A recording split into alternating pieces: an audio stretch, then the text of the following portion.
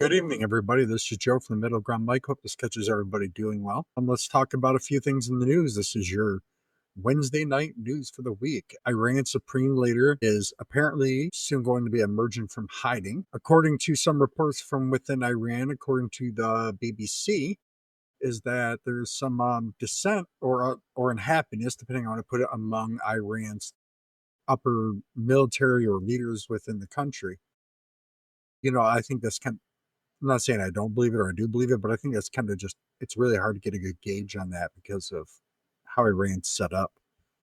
Um, you know, I kind of agree with the President Trump on, you know, pretty much said Iran and Israel don't have a clue, right? Israel broke the ceasefire. Iran obviously retaliated. It just kind of makes it feel like they want war. They don't want peace.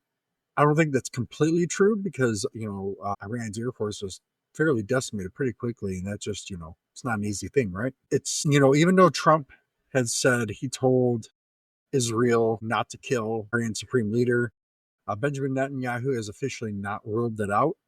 I think that's something he should rule out. If you want to get Iran to the table, I think that's probably a good place to start. If the Iranian people want him gone, that's their choice. They can make that choice.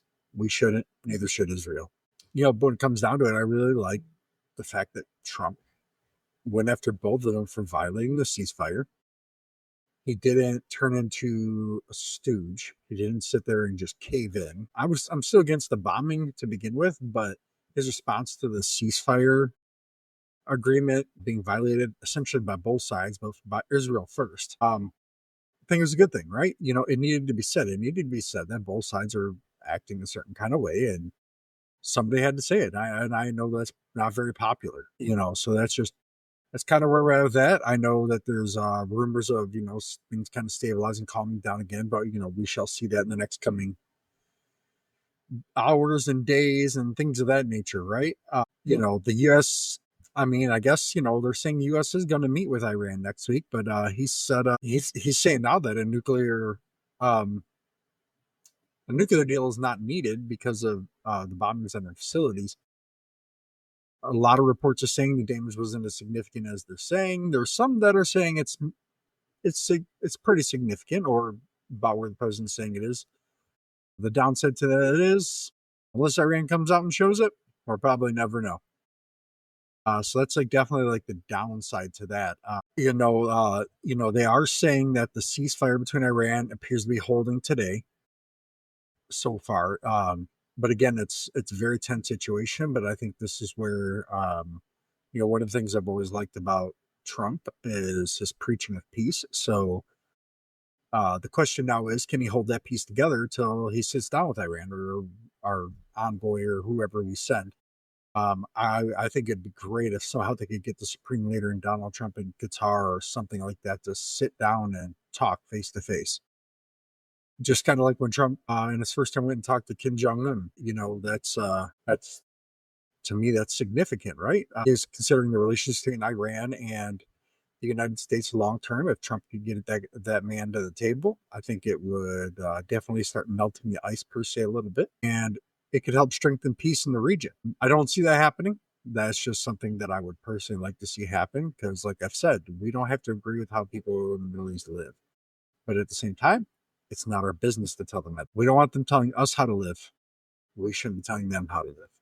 So I think that that's got to be something that would be a precursor, something that's understood as they go into the talks. But don't always see that happening. So let's move on to one of my favorite subjects, Robert F. Kennedy Jr., and something that I think that he has worked on is pretty significant. There's supposedly been agreements before that never happened, but they're essentially trying to make it, I heard, the end of 2027. Some reports are saying the end of this year.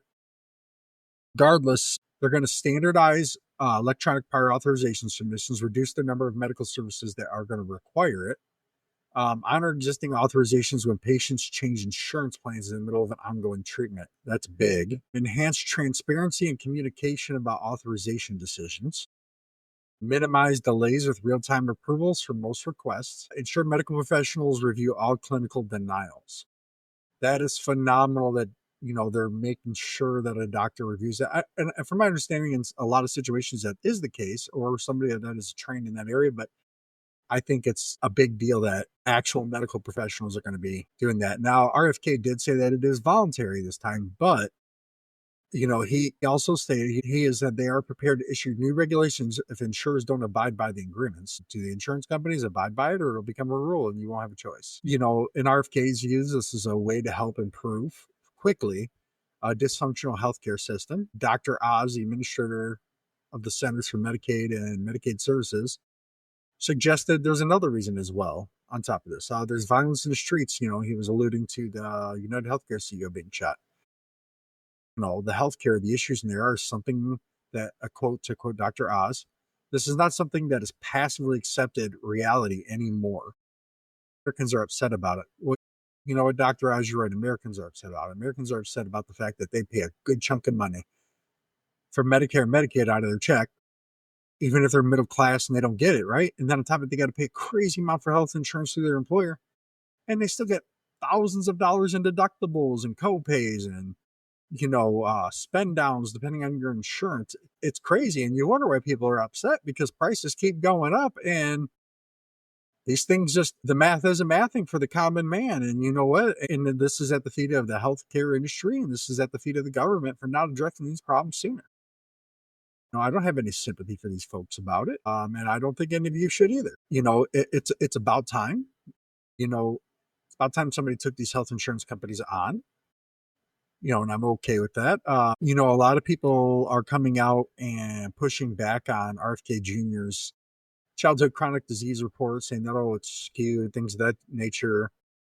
I know a lot of people, as they get rid of processed foods in their life, whether they're adults or they get rid of it in their children and some of these dyes and stuff, they live better, they perform better, and they're healthier. And a lot of people go, oh, there's no certain studies. Well, there's a reason why in a lot of countries in the world, Europe being a big continent that doesn't do it, that they have things that make them healthier, right? But they don't want to cite that. They only want to cite studies here in the United States. They don't want to cite the studies from parts of the world where that is Europe, an easy one to point to, that don't have these problems. And a lot of Europeans attribute it to they don't have these things in their food and it's not as processed.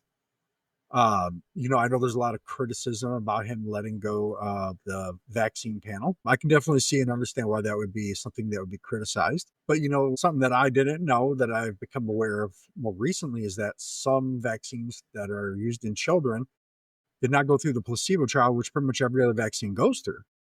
So they're putting something in your kid and, maybe down the line, okay, hey, they can figure out it's not bad. But it didn't even go through the proper trials that everything else is required to go through. If that product's safe or not, that should still be a cause of concern. And, people go scientific proof, this, that, and the other thing. Well, here's the reality. Science is meant to be challenged. Science challenge science.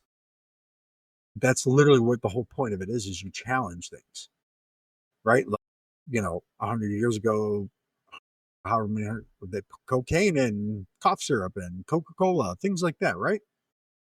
Well, science challenged that wasn't a good thing. And but people were swore by it, right? So I'm not sitting there saying, oh, hey, man, RFK is going to actually find cures for any of this. No, but I think it's a good thing that he's actually sitting there and questioning the status quo on some of this, because epidemics have gotten worse. More issues are arising.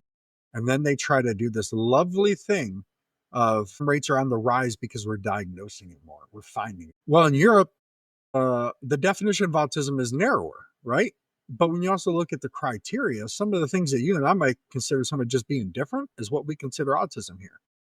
But also a big part of the problem in the United States is autism has been turned into this big umbrella because they one of the only ways to get insurers to cover the needs of these kids, even if they're not completely on the spectrum or maybe borderline, right?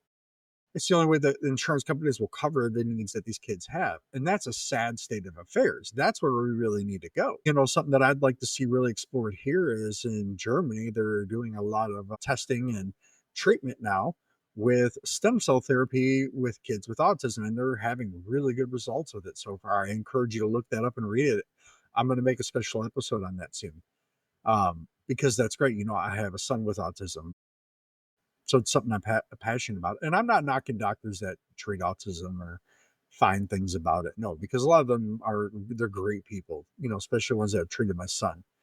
But I don't think it's unfair to challenge the status quo, challenge how we think about it. Because if you don't, how are you gonna make any progress? We have to be willing to push it. So, but that's just me. I guess I can be kind of a crazy person, right? But we got to love one another and we got to kind of do it. Another thing they're talking about today is NATO's charm offensive that shocked as much as it delivered. The NATO chief he's doing well with Trump. Supposedly called them daddy. I can see how it's weird, but he's doing the right thing, right? He's going, okay, our biggest contributor is saying this is his problem, da da da. So he's trying to meet people in the middle and he got them to agree to 5%. If we're talking about protecting Europe from Russia and stop the Putin growth, that's okay because this is a organization that's goal is preventing war, not enabling. So I see it as a very fair thing and a very good thing. So we'll see how that one rolls out. And we'll go from there. This has just been a quick Wednesday news update. Oh, I almost forgot. New York City primary. National Democrats are trying to embrace Zohan Mamdani's. I don't know how to say his name. I apologize. They're trying to base his energy and not as much as ideas, which I think is a great thing. We'll see where it goes. He calls himself a democratic socialist. It's going to be very interesting to see in one of the richest cities in the world how that pans out long term. We'll go from there. Michael Bloomberg already conceded victory to him in the Democratic primaries. So, I guess we'll go from there. But okay, I hope this finds everybody doing well. Sleep good tonight, and we'll talk to you all on Friday.